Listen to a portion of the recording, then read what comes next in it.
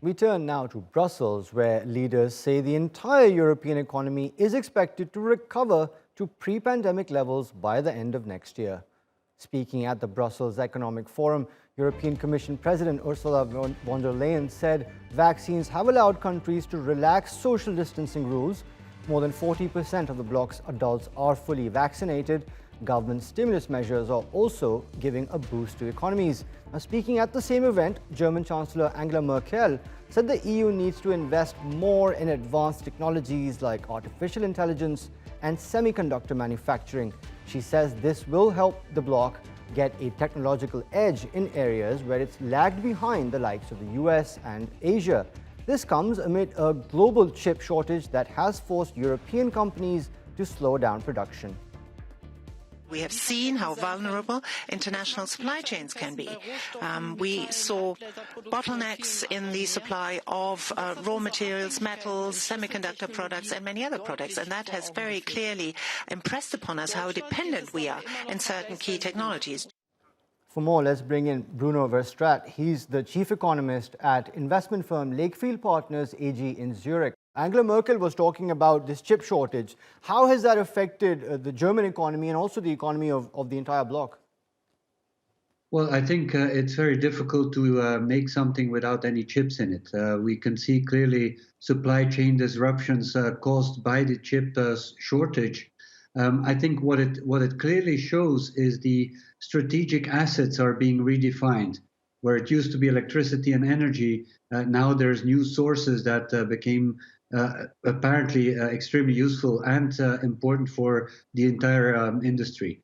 The COVID crisis has shown that the globalization has the backside medal, which is that, given that it is produced elsewhere, that you are reliant on those foreign sources. And if you don't have them anymore, it does affect your economy directly. So it is very important, and it's trickling through the entire economy, affecting the earnings going forward. And Bruno, it looks like it's a key lesson learned by European leaders. They're looking to spend about $2 trillion on this next generation EU plan, which is kind of focused on sustainable energy and other sort of emerging technologies.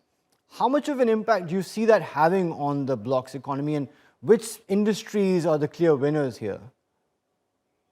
Well, it's clear that Europe is leading the way in the whole environmental push forward into the new environmental industry. The good thing about it is that it's reindustrializing Europe, bringing back labor force to Europe.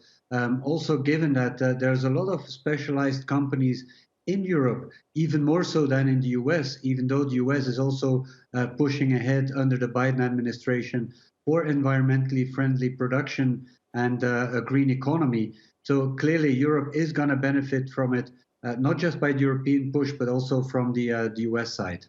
Now, at the same time, many of the same leaders have stressed repeatedly how there's a very big need for an equal recovery or an equitable recovery. Do you think that translates outside of the bloc? Do you expect the EU to significantly increase its support and funding to developing economies?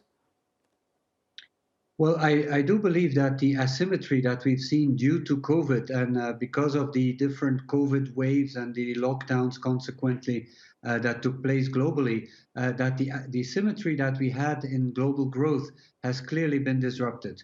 What we see now is that the countries that, first of all, stimulated fastest, then got the virus under control by vaccinating fastest, is that these countries will recuperate fastest as well.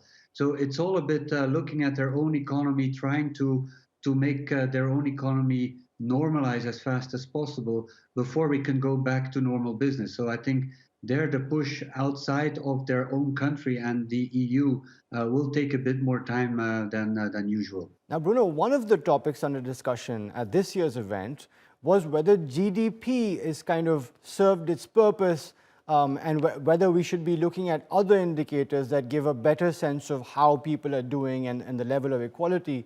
Is this just table talk, or do you think there's some real changes coming out of how we look at our economies and our economic policies? Well, I think the way that we are educated, the way we work, the way we shop has clearly been pushed forward and accelerated because of the lockdowns. I mean, the digitalization that was in the planning of most companies has been really accelerated and has changed the way we work.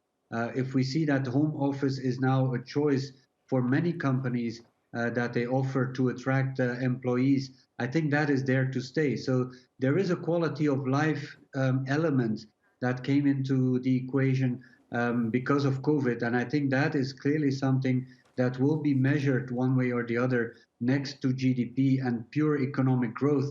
The quality of the air, the quality of what you do is going to be clearly one of the indicators politicians will be measured on as well. Certainly policies that will have a far-reaching impact, not just on Europe, but on the entire world. Thank you so much, Bruno Verstraete, for joining us.